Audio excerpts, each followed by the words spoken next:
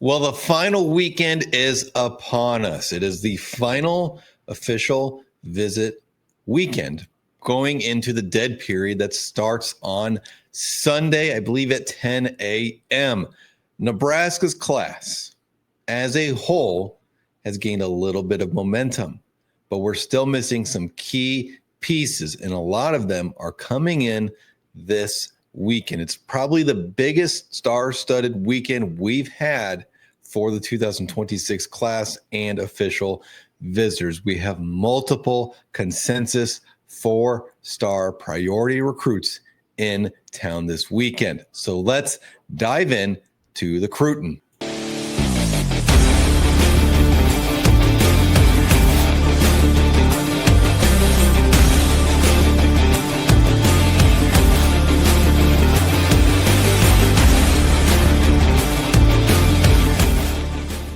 And as always, thank you to our members, Claude Day, RoboFlock, Todd Richards, Pit Snipe, Brandon Lee, Bone Lead Cornfed, Justin Ruggie, and MD Kozman. Thank you so much.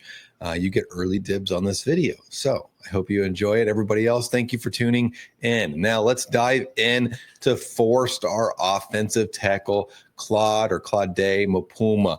Big physical specimen, 6'7", over 300 pounds, elite athlete, basketball player on the hardwood, really good athlete for his size. Going into this weekend, Nebraska has a lot of ground to make up, though. He just visited Auburn, and he just visited Florida, who is on an absolute tear on the recruiting trail right now, having flipped C.J. Brono from Nebraska, along with multiple other 4-star prospects. This is Claude's third time in Lincoln since February, so there's obviously high interest here. This is good for Nebraska, third time in Lincoln since February. The big thing for here, sell him on playing time, proximity to home, and I would imagine Trey Taylor, with him being there this weekend, is going to be heavily involved in the recruiting efforts of Claude Muma. They're both from the Chicago area, so that would be probably my biggest selling points. We're closer to home. We're going to get you early playing time, and someone you know is from here, Trey Taylor, who's a big time 4 or 5-star quarterback in the class of 2027. That's where I'd be concentrating my selling point. Obviously, there's other things too, academics, the weight room, nutrition, all the things that Nebraska has that other schools don't have, or just have way better resources than a lot of other schools. So a big weekend for Claude and Nebraska. Can this weekend get Nebraska over the hump? We will find out. Nebraska also has consensus 4-star defensive back Danny Odum in town. We talked a little bit about him this week in terms of his visit schedule, his commitment schedule. So he is announcing his commitment on Monday. So he wraps up his visit with Nebraska. He's been here since Thursday night, Friday, Saturday, leaves Sunday morning when the dead period starts, and then the next day he is announcing. Getting to this point was big. I cannot stress this enough. Nebraska's always been one of, if not the favorite, to land Danny Odum. Now, Oklahoma is a big factor, more on them in a second. But getting to this visit was huge. It was a big risk for Nebraska to backload their visit weekend to get the last visit for the dead period for the recruits. And we've seen a lot of guys fall off because it was a risky play. But we got here with Danny. Now, can they close it in this weekend? Oklahoma, Ohio State, Clemson, those are the schools that you need to be watching for his commitment. He visited Ohio State last week. He visited Oklahoma prior, and Oklahoma was hell-bent on not letting Danny Odum leave Norman without a commitment, and they eventually never got that commitment. Now, could they get it on Monday? Absolutely. I think they're the biggest threat to Nebraska. I like where we're going, especially with Nebraska losing C.J. Brono. They have every reason to go all in from an NIL rev share standpoint with Danny Odum, from a need standpoint with Danny Odum, as well as the connection standpoint with Danny Odum. They also have his high school teammate, 4-star safety Devin Jackson in town. He's next on our recap. He's also a 7-on-7 teammate with Trey Taylor. He's also a 7-on-7 teammate with Larry Miles Jr., who is in town this weekend. There is a lot of connections for Danny to stay with Nebraska and commit to Nebraska on Monday. All righty, and the guy we just hinted at talking about, now we're talking about him. 4-star safety Devin Jackson, teammate of Danny Odum. Nebraska is recruiting them as a pair, and they're the only school doing such in terms of who their finalists are. Playing together from high school into college is a big selling point. This is where Nebraska is going to hammer this home this weekend. He decommitted from Florida, probably, I think it was back in April, around that time frame. They are still heavily involved with his recruitment. The other school, obviously Miami. It's a hometown school, not too far from where he lives in Orlando. The NIL aspect with Miami is also a factor. And then Oregon came in with an offer over the spring. He took a visit out there, took an official visit out there, and they were pushing hard for Devin. They, in fact, like kind of catapulted themselves up his list. However, breaking news this morning, Oregon just landed another safety commit in their 2026 recruiting class. Does that maybe drop them down in terms of an option for Devin? Because that he would be their third or fourth safety commit in that class, whereas Nebraska doesn't have one. So that would be a selling point too with Nebraska's. Look, you're our dude at safety. You're the guy we want, and we're only taking you. Again, Oregon's taking 3, at least.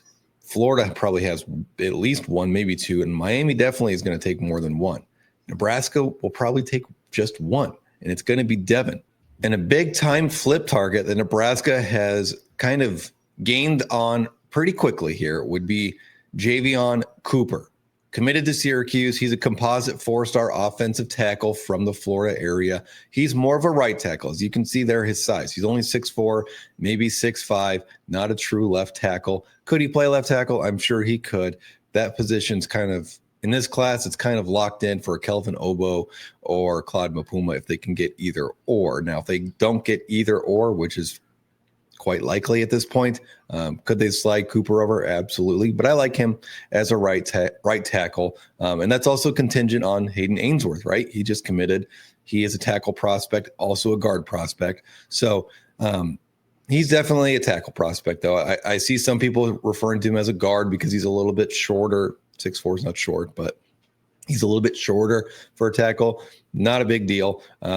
Really, if you look across the NFL too, like most tackles in the NFL are 6'4", 6'5", or 6'6". So you don't need these 6'8", 6'9", 6'10" tackles like Nebraska's had in the past with Bryce Benhart and with Teddy Prohaska. Now, Cooper was scheduled to visit Scott Frost in UCF this weekend. He canceled that visit in favor of coming to Nebraska. Things have been picking up very quickly in the recent days with Cooper and Nebraska. And then there's familiar foes involved with his recruitment. Syracuse, obviously, because he's committed there. We've recruited multiple guys that are committed or recruited by Syracuse. Florida State, they're kind of like a thorn in our back right now. It seems like we're all recruiting the same players. And then Colorado and Deion Sanders as well. Nebraska is going to try and flip Cooper this weekend. Or at the very least, try and flip him before the season starts. I think they're trying to wrap up this class by the time the season starts with 15, 18 commits, maybe. They need to start getting way more aggressive than they have been. Let's just be real here. Nebraska's not really lighting the trail with the recruiting trail.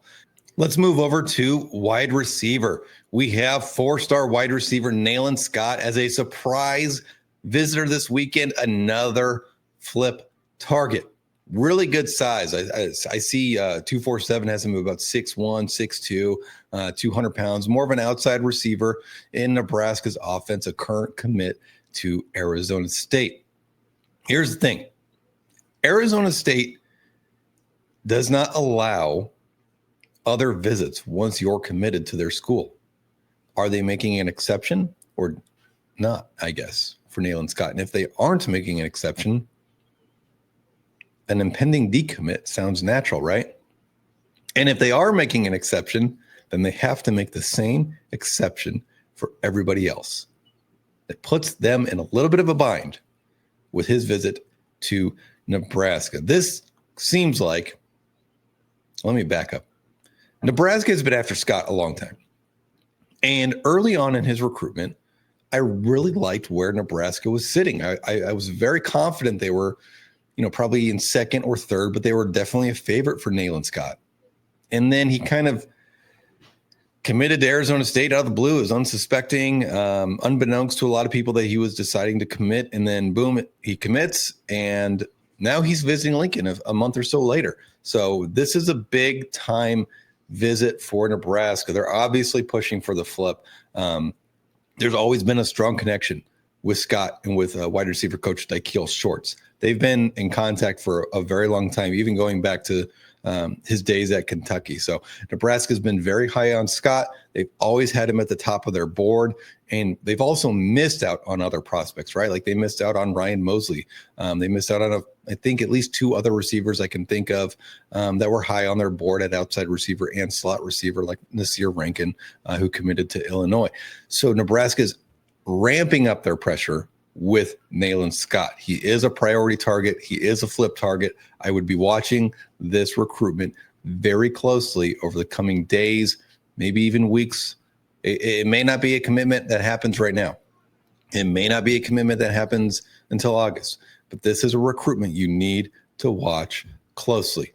And to wrap it up, our final official visitor, Larry Miles, a 3-star wide receiver from Florida, another 7-on-7 teammate with Trey Taylor. So you have Larry Miles, Devin Jackson, and Danny Odum all in town. All three are teammates with Trey Taylor, who is in town this weekend, along with 2026 QB commit Dayton Raiola, along with 2026 linebacker commit Jace Reynolds. So you have two commits there, plus teammates, all funneling to Lincoln at the same time. This is a big weekend. Nebraska can pick up so much momentum on the recruiting trail. Larry Miles, never, was like a big name we were watching a lot in terms of the recruitment. He's a newer name, I guess is a better way to put it, with Nebraska's wide receiver recruiting. Now, he is a really solid prospect. I believe Rivals or On 3 actually has him as a 4-star. I would not be shocked to see his rankings bump. You can see there on his 247 composite that his national ranking is in, like, what's that say, 468. My screen's like this big because I have it split. So, but he's in the 400 range for his overall composite ranking. He is in 4-star territory. He's very close. A big senior season, you'll see that ranking vault up. This is a recruitment that has picked up steam very quickly. It was a midweek visit a week or two ago, and now an official visit. His commitment is going to be on July 1st. So we're a week and a half or so away from that commitment. Pitt and Kentucky are the other finalists that you need to be looking for. I would say that Nebraska seems to be the favorite here with how quickly they picked up momentum, with the connections that we potentially could get with other commits, obviously with Trey Taylor as well. This would be a really solid pickup for Nebraska, a true slot receiver. He's probably, the way I'd classify it, as the replacement to Nasir Rankin, who committed to Illinois. Nebraska wants a true slot receiver. Larry Miles is a true slot receiver. Elite speed, elite route runner, great hands. And if you've seen the video, it kind of went viral. It was a pre-draft workout Cam Ward was doing down in the Miami area, and he was throwing with Larry Miles. And nobody really knew who this dude was. And Cam Ward was like, I want to play with you someday in the NFL. Cam Ward was very impressed with Larry Miles' hands, route running, everything. So if you haven't seen that video, check it out. I'm not going to do the homework and find it and then post it. So if you follow me on X, I'll find it and post it there, but I'm not going to post it here on YouTube. That's all I've got for today. Stay tuned. We've got a lot of commitments getting ready to roll through. Big time news coming for Nebraska.